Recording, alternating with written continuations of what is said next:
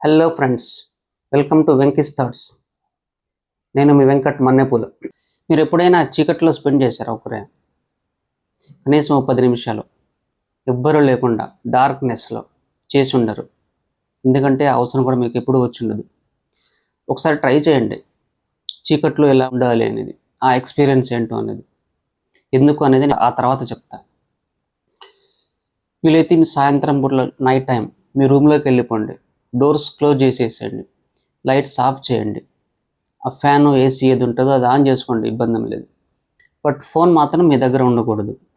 The same time కనీసం watch కూడా అసలు ఏమి ఉండకూడదు అన్నమాట. మీరు ఎవరితోనూ మాట్లాడకూడదు, మీతో కూడా ఎవరూ మాట్లాడకూడదు, బయట కనీసం హాయ్ అని పిలిచే వాళ్ళు ఉండకూడదు. ఆ విధంగా కనీసం గడపండి. ఎంతసేపు గడుపుతారు మహా అయితే?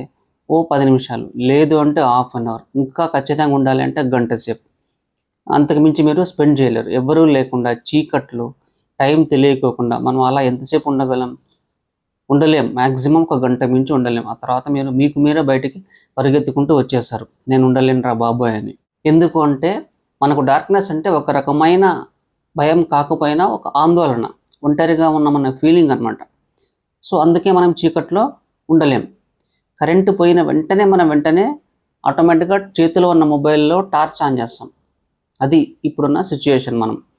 కానీ ఒక పిల్లోడు ఒక నైట్ మొత్తం అడవిలో ఉండిపోయినాడు. ఒక పిల్లోడు అంటే 10 ఏళ్ళ పిల్లోడు కాదు, 16 ఏళ్ళ పిల్లోడు కాదు, కేవలం 2 ఏళ్ళ పిల్లోడు మాత్రమే. Only 2 years boy. ఆ 2 ఇయర్స్ బాయ్ ఒక నైట్ మొత్తము అడవిలోనూ ఎవరు లేకుండా ఉండిపోయినాడు. ఈ దారుణమైన పరిస్థితి ఎందువల్ల జరిగిందంటే వాడు మిస్సింగ్ కావడం వల్ల, తప్పిపోవడం వల్ల జరిగింది. ఎందువల్ల జరిగింది అనేది ఇప్పుడు మీకు ఎక్స్ప్లెయిన్ చేస్తాం. ఈ నార్సింగ్ ఏరియాలో, హైదరాబాద్లో గండిపేట మైసమ్మ టెంపుల్ ఉంటుందన్నమాట. ఆ టెంపుల్కు ఎవ్రీ ట్యూస్డే అండ్ ఫ్రైడే భక్తులు బాగా వస్తారు. సో అట్లనే లాస్ట్ ట్యూస్డే కూడా ఈ చంద్రగ్రహణం రోజు భక్తులు అధిక సంఖ్యలో వచ్చారనమాట.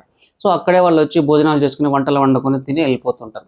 సో ఆ క్రమంలోనే ఒక ఫ్యామిలీ వచ్చింది అక్కడ స్పెండ్ చేయడానికి, అమ్మవారి దర్శనానికి. ఆ విధంగా వచ్చిన వాళ్ళు సాయంత్రం వరకు అక్కడ ఉన్నారు. సో సాయంత్రం ఆ ట్యాప్ వరకు వాటర్ కోసమన తండ్రి ప్లస్ ఈ 2 ఏళ్ళ పిల్లోడు అక్కడ నల్ల దగ్గరికి వెళ్ళారన్నమాట, వాటర్ ట్యాప్ దగ్గరికి. వాటర్ ట్యాప్ అయిన తర్వాత మరీ రిటర్న్ అయ్యారు. కానీ రిటర్న్లో వెళ్ళిన తర్వాత చూసుకుంటే ఈ చిన్న పిల్లవాడు లేడు. ఆ కొడుకు అక్కడ కనిపించటం లేదు తండ్రికి. అరే వీడు రాలేదు కదా, ఎటుపోయినాడు అని మళ్ళీ అక్కడికి వెళ్ళాడు, ఎక్కడికి ట్యాప్ దగ్గరికి. అక్కడ చూసినా కూడా వాడు లేడు.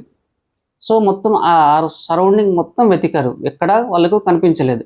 ఎక్కడా కనిపించకపోవడం వల్ల చివరికి ఏం చేస్తారు, వెళ్ళి పోలీస్ స్టేషన్కి వెళ్ళి కంప్లైంట్ ఇచ్చారన్నమాట.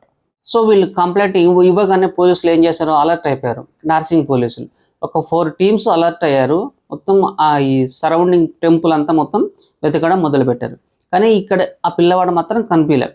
ఆ పిల్లవాడు ఎక్కడ ఉన్నాడు అనేది ప్రశ్నార్థకంగా మారిపోయింది. ఎటుపోయినాడు, కుక్కలు ఏమైనా తరిమేశాయా, కుక్కలు కరిచేసాయని. సో ఆలోచిస్తూ ఉంటే వాళ్ళు వెతుకుతున్నారు. సో ఇక్కడ ఈ పిల్లవాడు సినారియోను ఒకసారి మనం చూద్దాం.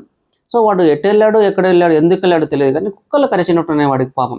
ఆ కుక్కల భయంతో కొంచెం కుక్కల కరవడంతో లోపలికి అడవిలోకి వాడు వెళ్ళిపోయాడు.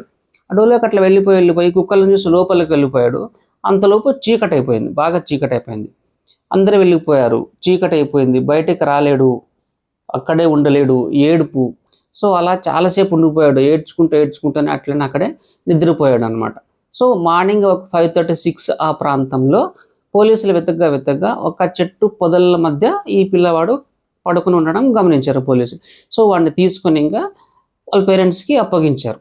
సో మంగళవారం సాయంత్రం 5:36 నుంచి వెన్స్డే మార్నింగ్ 5:36 వరకు, అంటే నియర్లీ 12 అవర్స్, దాదాపు 12 గంటల పాటు ఒక 2 సంవత్సరాల పిల్లోడు ఆ అడవిలోనే చీకట్లోనే ఒంటరిగా ఉండిపోయినాడు. అయినా వాడికి ఏమీ కాలేదు. వాడు అదృష్టవంతుడు. నిజం చెప్పాలంటే మృత్యుంజయుడు. అమ్మవారి సన్నిధిలో, అడవి తల్లి ఒడిలో, చందమామ నీడలో ఆ పిల్లోడు అనేవాడు ఉండిపోయినాడు. ఆ తర్వాత వాడిని హాస్పిటల్కు తీసుకెళ్లారు. ఇప్పుడు ఈ విషయం తెలిసిన తర్వాత నాకు చిన్నప్పుడు చూసిన ఒక సినిమా గుర్తుకొచ్చింది. పాపం పసివాడు అని ఒక సినిమా ఉంటుంది, ఎస్వి రంగారావు గారిది.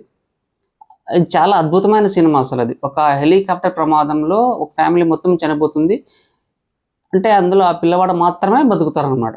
ఆ పిల్లవాడు బతికి వాడు ఎడారిలో కొన్ని రోజుల పాటు వాడు బతికి మళ్ళీ వాడిని కనుక్కుంటారు ఎక్కడున్నాడు ఏమి అనేది. సో ఆ సినిమా యూట్యూబ్లో ఉంటుంది, వీలైతే మీరు చూడండి. ఇంకా పాసిబుల్గా ఉంటే మీ పిల్లలకు కూడా చూపించండి. ఎందువల్ల అంటే అసలు కష్టాలు వచ్చినప్పుడు ఏ విధంగా మనం తట్టుకోవాలి అనేది ఆ సినిమాలో చాలా డీటెయిల్డ్గా క్లియర్గా చూపించారనమాట. ఇది ఫ్రెండ్స్ ఇవాల్టి మనం వీడియో. ఈ వీడియో నచ్చితే లైక్ చేయండి, ఆ తర్వాత సబ్స్క్రైబ్ చేయండి, ఇంకొంతమందికి షేర్ చేయండి. సో కొద్ది రోజుల తర్వాత 2-3 డేస్లో ఒక మంచి వీడియోతో మీ ముందుకు వస్తా. Thank you for watching. Yours Mannepula Venkat.